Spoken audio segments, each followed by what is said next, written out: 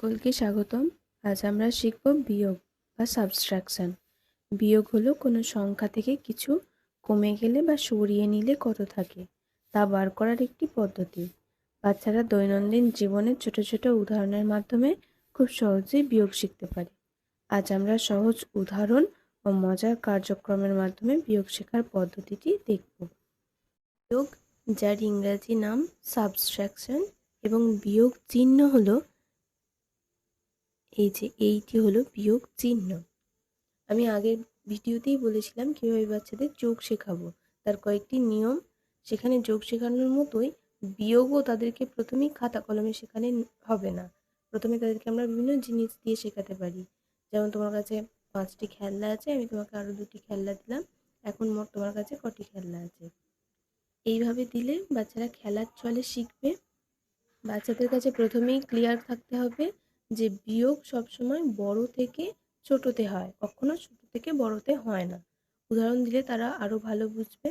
যেমন আমার কাছে 5টি বেলুন আছে, আমি তোমাকে 2টি দিলাম, তাহলে তোমার কাছে কটি থাকবে? 3টি।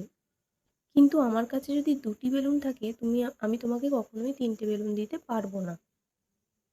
তারপর এইভাবে ছবি দেখিয়ে বিয়োগটা শেখাতে হবে।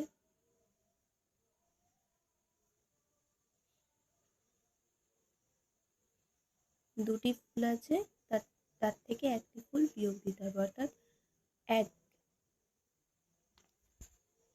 তারপরে যোগের মতোই একইভাবে সংখ্যা লিখে লিখে এই সংখ্যা দেখে, এই ছবি দেখে লিখতে হবে এটি 2, এবং এই ছবি দেখে লিখতে হবে এটি 1। 2 - 1 = 1। বিয়োগের ক্ষেত্রে কর গুণে শেখানোর থেকে আগে কাঠি গুণে শেখালে বাচ্চারা খুব তাড়াতাড়ি শেখে। যেমন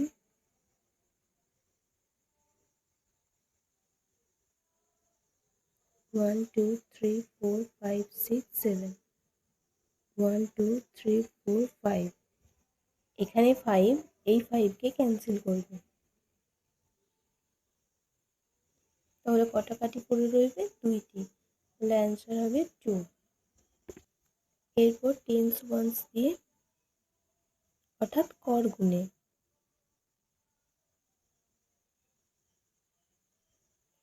একইভাবে বাচ্চাকে বাঁ হাতেই কর গুনতে বলতে হবে। 1-এর পর থেকে 3 আসবে 2 ঘিতে, অর্থাৎ 2, আর এখানে 2 বসে যাবে। এরপরে এমন একটি বিয়োগ দিতে হবে যার একটি সংখ্যা উপরে ছোট থাকবে এবং নিচে একটি সংখ্যা বড় থাকবে। এটা বিয়োগ দিতে গেলে সাধারণভাবে বাচ্চারা বিয়োগটি করতে পারবে না। তখন তাদের বলতে হবে যে যেহেতু উপরে ছোট আছে, ছোট থেকে যেহেতু বড় বিয়োগ হয় না, তাই তার পাশের ঘর থেকে 10 আনতে হবে। 10 আনলে এটি হয় 17।